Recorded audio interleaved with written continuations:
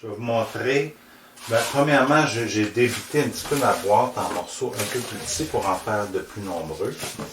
Je vous rappelle que j'ai fait des morceaux longs. Ça prend juste un morceau de 11 pouces, par exemple, puis plusieurs petits morceaux de 8.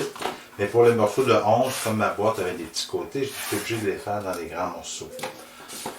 Je veux juste rappeler, parce que je ne l'ai peut-être pas suffisamment bien dit, mais il faut vraiment y aller très doucement avec l'X-Acto. Il faut y aller par petits coups.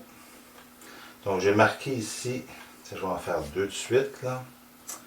1 pouce et demi, 1 pouce et demi. Donc elles ont 1 pouce et demi de large, 8 pouces de long. Vous devez avoir 5 morceaux comme ça et un seul morceau de 11 pouces par 1 pouce et demi. 5 épaisseurs pour 3/4 de pouce. Donc quand on coupe, il faut y aller avec des lames qui sont neuves, très neuves. Pour changer de lame, je ne sais pas si vous allez bien voir, mais pour changer de lame, ce qu'il faut, c'est amener vraiment une des petites lignes de la lame, puis à l'endos, comme ça, peser avec son pouce pour couper. Ça, quand vous serez avec moi en personne, je vous montrerai ça. Et on va se garder une bouteille. Ça, c'est le genre de bouteille dans laquelle on achète les Crazy Glue, etc. On avait une de Spag, j'ai fait un petit tour pour protéger, parce qu'on ne veut pas mettre ça dans les boîtes de vidange, c'est trop dangereux. Que quelqu'un se blesse en fouillant pour X raisons dans les vidanges, on pourrait se blesser. Donc, on les garde comme ça, on va les jeter ensemble. Donc, j'ai une lame très neuve, j'aligne mes deux petits points, je n'ai pas besoin de tracer la ligne au complet. Et je vais y aller tout doucement, sans forcer. Je vous ai dit, la force, c'est sans doute la chose qui, malheureusement, va causer souvent des accidents. J'en ai un autre et j'en ai un autre. Que ce soit dans un sens ou dans l'autre, il faut faire la même chose, puis pas couper 3, 4, 5 fois, c'est pas grave. Il faut vraiment prendre le temps de bien couper, puis développer surtout le coup de main pour que ce soit parfaitement bien fait. Bon, je ne vous montrerai pas le collage parce que le collage, je vous l'ai bien montré dans l'autre vidéo. Ce que je vais vous montrer, ça va être la suite. On va faire, il y a un exemple, l'arche ici avec deux, on peut le faire avec ce qu'on appelle un mi-bois. Donc, je vais vous le montrer dans l'autre. Je vais mesurer 11 pouces parce que j'avais trop long un petit peu ici. Donc, je vais couper. Attendez. Je n'avais pas si long que ça. Donc, on va dire que j'ai 11 pouces. Ici, le bout, quand j'ai fait du collage, ne sont pas droits. Donc, la première chose, ce serait de faire ça droit. Une chance que je l'ai fait plus long, parce que pour vraiment recouper parfaitement, ça va être préférable d'avoir par petits coups comme ça. Puis là, de sortir la lame le plus long possible. Là, ça va être pas super long. C'est suffisant pour aujourd'hui, mais quand même. C'est pas facile de couper très droit non plus. J'ai plus ou moins bien réussi, mais bon. Ça va aller. Il ne faut pas non plus être fou, là, maniaque. Là. Je pense que c'est une maquette qui doit être faite rapidement. Il ne faut pas non plus passer des mois et des mois à faire ça. C'est des maquettes de vérification qu'on fait. Donc on le fait bien, le mieux possible. Mais il ne faut pas passer non plus trop de temps là-dessus. Donc j'ai coupé un demi-pouce et je vais faire la même chose ici. Je vais recouper parfaitement droit en sortant la lame beaucoup. Même ici, elle n'est pas suffisamment, mais je vais quand même. Je vais aller chercher des lames. De lames. Les boîtes de lames, ça ressemble à ça un petit peu. Ils sont en paquet comme ça. Ils sont toutes un petit peu collantes et collées ensemble. Donc, il faut aller très doucement en défaire une. Et je vais mettre ça dans la boîte. Cette lame est encore bonne. Je ne vais peut-être pas l'acheter, mais moi j'ai plusieurs X-Acto. C'est sûr que je vais la mettre dans un autre X-Acto peut-être. Je vais quand même l'acheter pour tout de suite, là, pour me mélanger. Et je vais installer une nouvelle lame dans mon X-Acto. Donc là, je peux la sortir un peu plus, pas trop, là, mais un petit peu plus. Il ne faut pas forcer parce qu'on peut la casser par inadvertance. Donc c'est simplement de faire plusieurs petits coups comme ça pour vraiment venir chercher le côté le plus droit possible. Ensuite, pour faire l'assemblage qu'on appelle mi-bois, je vais couper 1,5 pouce. Là, j'ai valu à peu près perpendiculaire comme ça. Là, c'est un petit peu plus difficile. Il faut évaluer. Là, on peut rentrer la lame un petit peu. Puis, on peut évaluer approximativement qu'on va aller jusqu'au milieu de notre assemblage. Encore une fois, par plusieurs petits coups. Il ne faut pas passer à travers.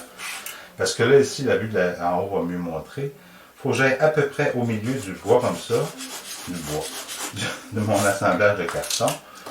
Puis là, j'ai enlevé à peu près 2 couches et demie. Donc, je viens assembler là. Puis on peut voir, c'est à peu près au même niveau. Donc, je vais pouvoir faire un collage. Et c'est un collage mi-bois. Vous savez, si on prend des pièces de bois et qu'on veut les assembler juste comme ça, c'est pas solide, c'est pas bien aligné. Donc, dans les assemblages, les bons assemblages, on a souvent 2 modes. Donc, le premier mode ici, ça va être les emboîtements. Donc, qui me permettent de donner une bonne position. Là, c'est un petit peu trop, j'ai trop creusé. Peut-être que je vais rajouter une petite couche de carton. C'est les emboîtements et la colle dans ce cas-ci, puisque je ne mettrai pas de quincaillerie. Mais ça me donne un joint qui est beaucoup plus solide, qui est bien fixé. Vous voyez? Donc, si j'essaie de rajouter une couche, est-ce que... Oui, ça pourrait être pas pire. Donc, je peux peut-être enlever une petite couche comme ça. J'ai trop coupé. Je vais prendre 1,5 pouce.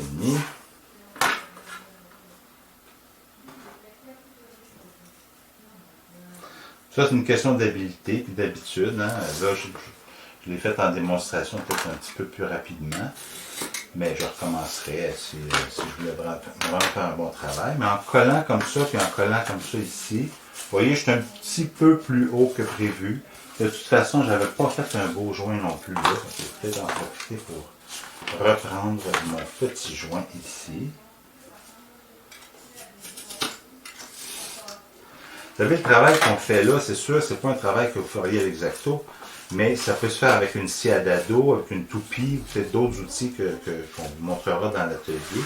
Mais le type de joint, par contre, oui, c'est un type de joint qu'on fait dans le bois. Là, ici, je vais en enlever un petit peu pour l'ajuster correctement.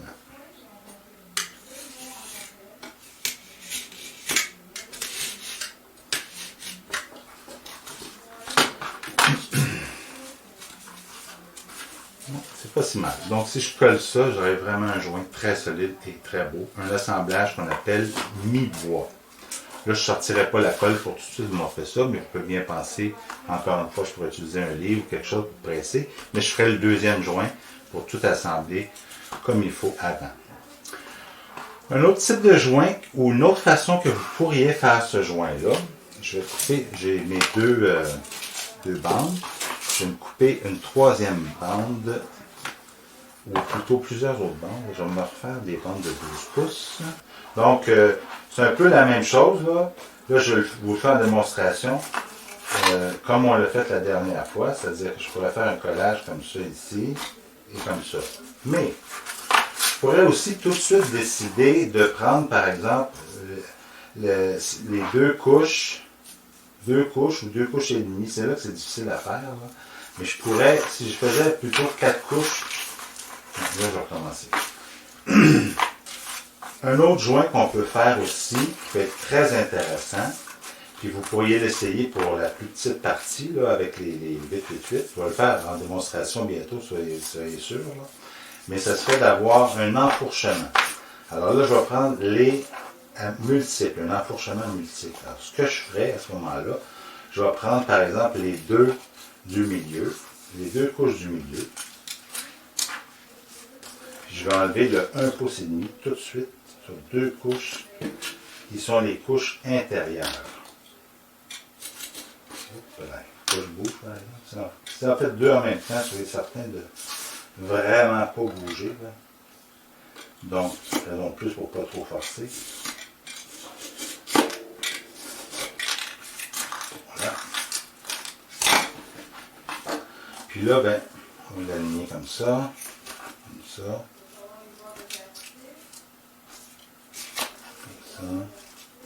Et comme ça. Donc, je ne sais pas si vous voyez bien, là, mais là, à ce moment-là, j'ai des espaces. Puis si l'autre, je fais l'inverse. Si dans l'autre joint, je fais l'inverse, je fais les deux couches extérieures plus minces. Là, et plus longues. Mais je vais pouvoir les emboîter parfaitement.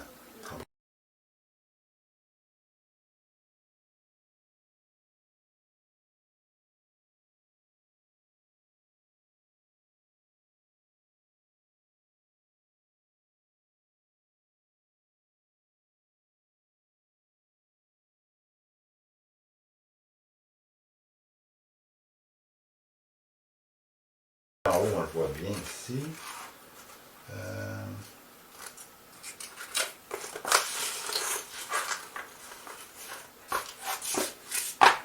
Ok, donc j'ai 3 extérieurs puis 2 intérieurs. Là, je vais faire exactement l'inverse. Les 2 à l'intérieur, je vais les laisser plus courtes, donc plus longues, puis les autres plus courtes. Donc je vais laisser les trois couches comme ça vont être plus courtes, puis les 2 plus longues. Donc je vais enlever 1 pouce et demi sur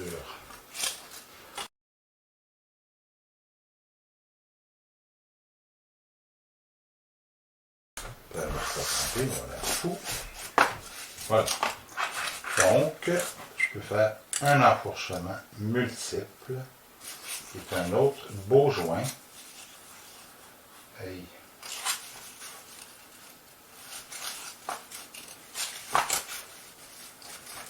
Un peu plus compliqué. Disons que je vais le coller. Je vais le coller comme ça, indépendamment, puis je vais coller l'autre. Et on verra à ce moment-là l'enfourchement se faire plus facilement. Il faut juste le placer comme il faut. Là. Voilà. Donc visuellement, ça peut être intéressant aussi. Là, j'ai changé un petit peu, j'ai alterné, mais ça pourrait être fait d'une façon un peu différente pour donner un dessin différent. Puis ce que je vous montre là, c'est parfois des détails qu'on retrouve dans les assemblages de contreplaqué russes qui sont décoratifs en même temps. Donc c'est un joint par enfourchement multiple.